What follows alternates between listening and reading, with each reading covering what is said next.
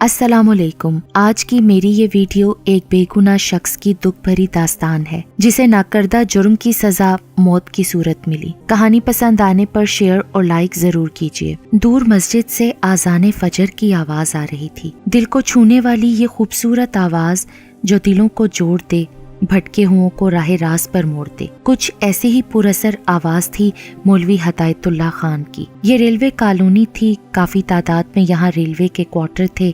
साथ साथ बने ये रेलवे क्वार्टर जिनके एक दो कमरों में बड़ी बड़ी फैमिलीज एक साथ रहती थीं। आगे टीन की चादरों से बनाए गए सहन और सहन के आगे लोहे के बने छोटे से दरवाजे जो अक्सर सुबह के टाइम खुले ही रहते थे। यहाँ रहने वाले लोग सभी एक दूसरे के हालात से वाकिफ थे। बड़े बुजुर्गों का एक दूसरे से मिलना, लड़कियों का एक दूसरे के घर आना जाना, लड़कों का टोलियां बनाकर बैठना मामूल की बात थी। अक्सर लड़ाई झगड़े भी रहते थे और जो झगड़े ज्यादा जोर पकड़ लेते उनका फैसला मौलवी हदायतुल्लाह खान के घर ले जाया जाता। वो बहुत ही समझदारी के साथ उस मसले का हल बताते। उनकी इज्जत और तकरीम का ये आलम था कि कोई भी उनकी बात से इख्तलाफ नहीं करता था। वो जब बोलते तो लोग सुना करते थे। मौलवी हदायतुल्लाह खान 15 साल से यहाँ पर मुकीम थे। वो जब यहाँ आए उनके साथ उनकी बीवी और 2 छोटे बच्चे भी थे। बच्चे उस वक्त काफी छोटे थे।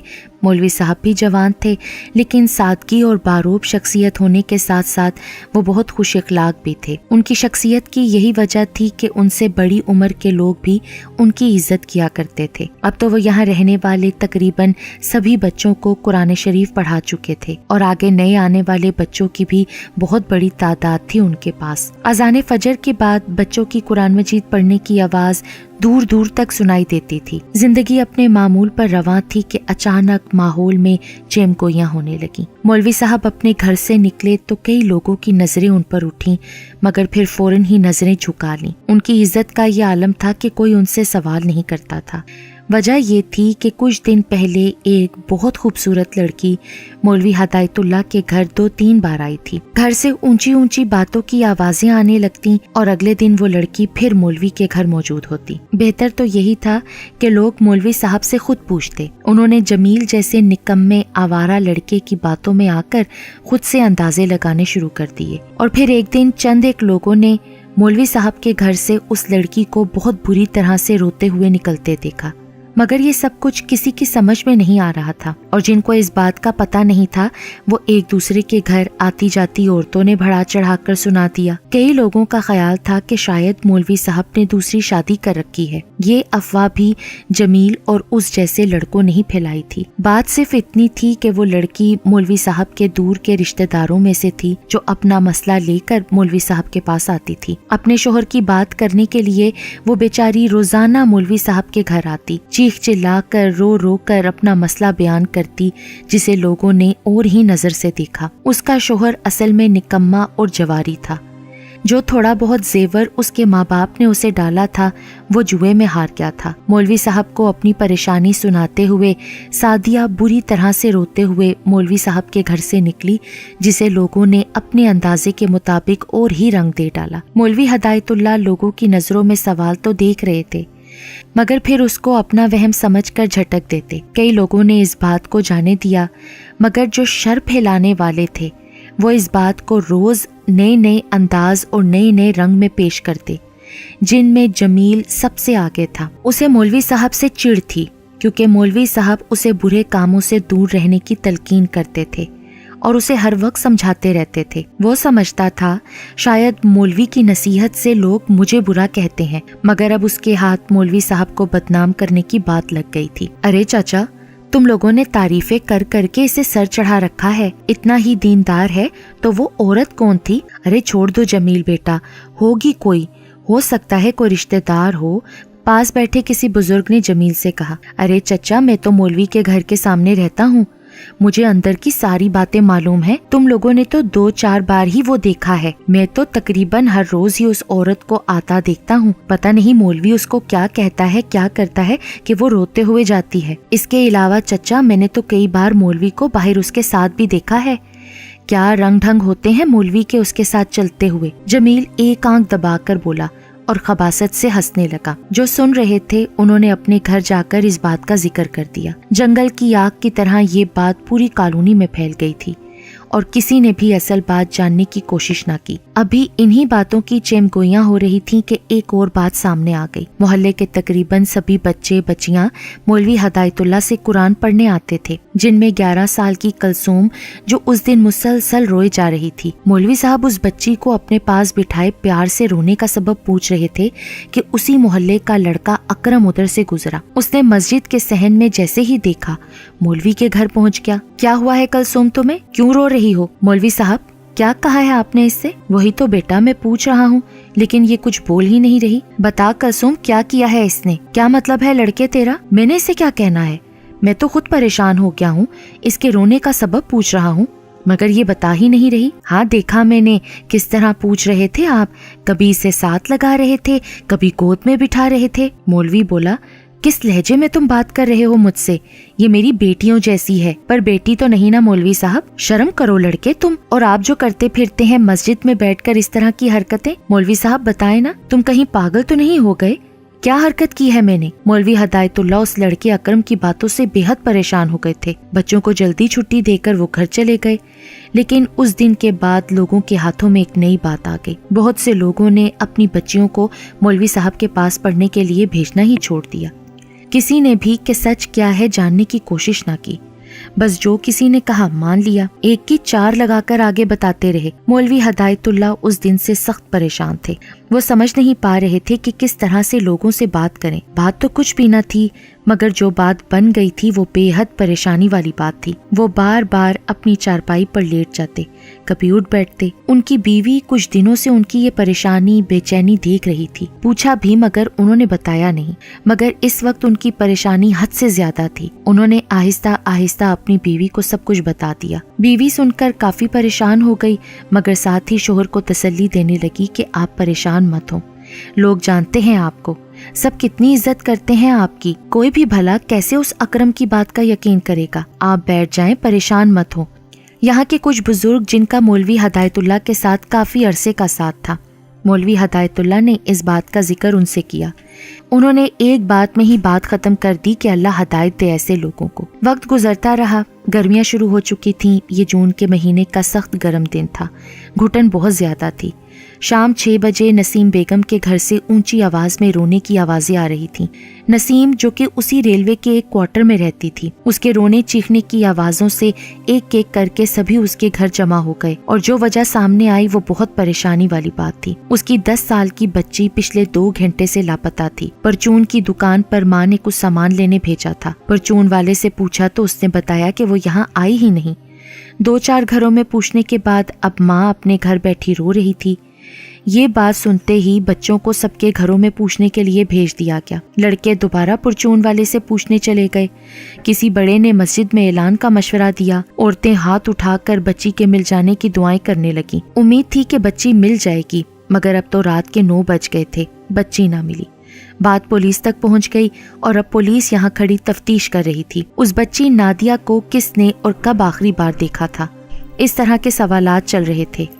नादिया के माँ बाप बेहद परेशान थे। पुलिस वाले सवाल पर सवाल कर रहे थे कि क्या पहले भी यहाँ इस तरह का कोई वाकया हुआ है, कोई बच्ची गायब हुई हो, या फिर कोई ऐसी बात जो अक्सर बच्चियों के माँ बाप छुपा जाते हैं हुई है। जनाब हुई है ऐसी बात। ये था अकरम जो भीड़ में से निकलकर तेजी से आगे आया था। यहाँ सर एक बहरूपिया रहता है, खुद को मौलवी और आलिम दीन कहता है। बहुत सी बच्चियाँ उसके पास कुरान पढ़ने जाती थीं। मैंने खुद देखा है उसे बच्चियों के साथ छेड़छाड़ करते हुए। कुछ लोगों ने अकरम को ये बात करते हुए रोका था और कुछ ने अकरम का साथ दिया था, जिनमें जमील सबसे आगे था। पुलिस अब सब बातों को छोड़कर मौलवी हदायतुल्लाह के घर मौजूद थी। मौलवी हदायतुल्लाह अपनी सफाई में बोलते रहे। मौलवी की बातों और घर की तलाशी से जब कोई बात सामने ना आई तो पुलिस ने जाते हुए मौलवी को शक की बिना पर उस कॉलोनी से भी बाहर जाने से मना कर दिया। पुलिस अपनी कार्रवाई करके जा चुकी थी, मगर हदायतुल्लाह को ये कॉलोनी वाले अपने साथ बाहर ले आए खुले मैदान में। अकरम और जमील समेत बहुत से नौजवान अपना गुस्सा मौलवी को दिखा रहे थे। जमील तो मौलवी हदायतुल्लाह का गिरेबान पकड़कर झंझोड़ रहा था। अकरम खूनख्वार आंखों से देख रहा था। बच्ची नादिया का बाप भी मौलवी हदायतुल्लाह पर चीख चिल्ला रहा था, मेरी बच्ची कहाँ है। कुछ लोगों ने दबे दबे लफ्जों में रोकना चाहा, मगर मामला इस कदर बिगड़ चुका था कि किसी ने भी मौलवी का ज्यादा साथ न दिया। बात 10 साला बच्ची की थी जो लापता थी और शक के दायरे में सबसे ज्यादा मौलवी हदायतुल्लाह खान थे। वो बेचारे सबसे हाथ जोड़ जोड़ कर इल्तिजा कर रहे थे, अपनी बेगुनाही दे रहे थे, मगर कोई भी उनकी बात सुनने को तैयार नहीं था। सबसे पहले इस बहरूपिये का ये रूप खत्म करो जिसने हम सबको धोखे में डाल रखा है। हाँ हाँ, खत्म करो इस मौलवी बने रूप को। बहुत सी आवाजें एक साथ मिली थी। मूंड डालो इसके बाल और दाढ़ी। अकरम गाली देता हुआ आगे बढ़ा। मौलवी हदायतुल्लाह हाथ जोड़ जोड़ कर सबको ये करने से रोक रहे थे। वो रोते हुए कह रहे थे कि पहचानो मुझे, मैं वही हूँ जिसने तुम लोगों को कुरान पढ़ाया, तुम्हारे बच्चे और बच्चियों को कुरान पढ़ाया, नमाज पढ़ना सिखाई, बहुत सी बच्चियों की शादी करने में तुम लोगों की मदद की, कई यतीमों की कफालत का जिम्मा लिया। तुम लोगों को क्या कुछ भी याद नहीं? कोई भी उनकी फरियाद नहीं सुन रहा था। आंखों में नफरत से बस उसे देख रहे थे। और फिर मौलवी हदायतुल्लाह के सर से अमामा उतार दिया गया। उनके सर और दाढ़ी के बाल काट दिए गए। उन्हें इस हाल में देखकर कुछ लोगों ने मजाक उड़ाया, कुछ लोग गालियां देते हुए एक एक करके अपने घरों को जाने लगे और फिर आहिस्ता आहिस्ता ये तमाशा खत्म हो गया। मौलवी हदायतुल्लाह उस अंधेरी गरम काली रात में रोते हुए चले जा रहे थे। उनके कदम किस तरफ उठ रहे थे शायद वो भी नहीं जानते थे, लेकिन वो अपने घर की तरफ नहीं जा रहे थे। वो अपने बच्चों को अपनी ये हालत किस तरह दिखा सकते थे? वो बस यहाँ से दूर जाना चाहते थे। रात का आखिरी पहर था, हर तरफ सन्नाटा ही सन्नाटा था। खामोशी इस कदर थी, लेकिन इस सन्नाटे में कोई तेज तेज कदमों से चल रहा था और साथ ही कुछ घसीटने की आवाज सुनाई दे रही थी। दूर कहीं से चंद कुत्तों के भौंकने की आवाज आ रही थी।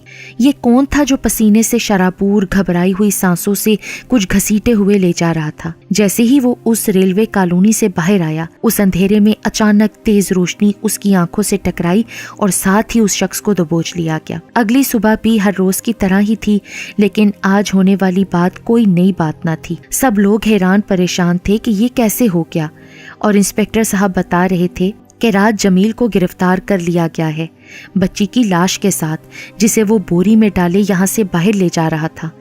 उसने इकरार भी कर लिया है कि वो बच्ची को ज्यादती का निशाना बनाने की नीयत से उठा ले गया था, मगर सब लोगों के हजूम और शोर से वो घबरा गया और उसने रात को गला दबाकर बच्ची का कत्ल कर दिया।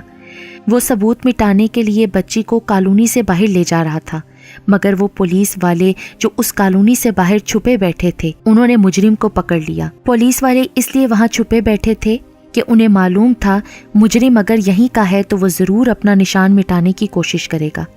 बच्ची की मौत का सुनकर उसके माँ बाप तो सदमे में थे ही, लेकिन रात मौलवी हदायतुल्लाह खान के साथ जो सलूक किया गया था, उस बात का सदमा निदामत हर दिल में था। हर कोई एक दूसरे पर लान तान कर रहा था और मौलवी हदायतुल्लाह की नेक सीरती की बात कर रहे थे, जिनमें अब अकरम भी शामिल था, जो सारा का सारा कसूर जमील पर डाल रहा था।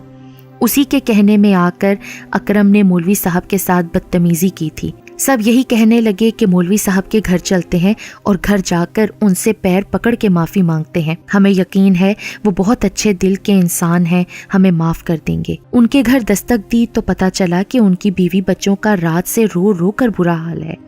मौलवी साहब तो घर वापस ही नहीं आए। अगर मौलवी साहब घर नहीं आए तो कहाँ चले गए? सब लोग उन्हें तलाश कर रहे थे। और फिर 2 बजे खबर आई कि चौधरी अशफाक के गोदाम से गंदुम की बोरियों के पीछे मौलवी की लाश मिली है। कोई कह रहा था गर्मी से दम घुटने की वजह से मौलवी साहब इंतकाल कर गए, और कोई कह रहा था शायद उनके साथ जो बुरा सलूक हुआ वो अपनी तजलील बर्दाश्त न कर सके और दिल का दौरा पड़ने से इंतकाल कर गए। हर आंख अश्कबार थी, हर कोई दुख और निदामत में था कि ये क्या हो गया। और वही अकरम ही था जो मौलवी साहब की आखिरी रसूमात में आगे आगे था। आंखों से बार बार निदामत के आंसू बह रहे थे, मगर अब क्या हो सकता था? मौलवी हदायतुल्लाह तो चले गए थे। सब ने ही हकीकत को जाने बगैर बातें बनाई और बातें इतनी बिगड़ गईं कि नतीजा सबके सामने था। मौलवी साहब रो रो कर अपनी बेगुनाही का सबूत देते रहे थे, मगर किसी ने ना माना, बल्कि उनके साथ इंसानियत सोच सलूक किया गया। और जब वो इस दुनिया से चले गए तो सभी को उनके अच्छे काम याद आने लगे थे। हर कोई उनके गम में आंसू बहा रहा था। बदल भी डालो अब सताइश के इस अंदाज को, वो जो उठ गया दुनिया से वो अच्छा था। अजान फजर हो रही थी, मगर ये आवाज़ मौलवी हदायतुल्लाह की नहीं थी, बल्कि मौलवी अहमद रज़ा थे, जो नमाज की अदायगी के बाद मौलवी हदायतुल्लाह की जगह पर बैठे बता रहे थे कि इंसान फ़ानी है, انسان مٹ جانے والا ہے. آج ہدایت اللہ چلا گیا، کل ہم کو بھی چلے جانا ہے.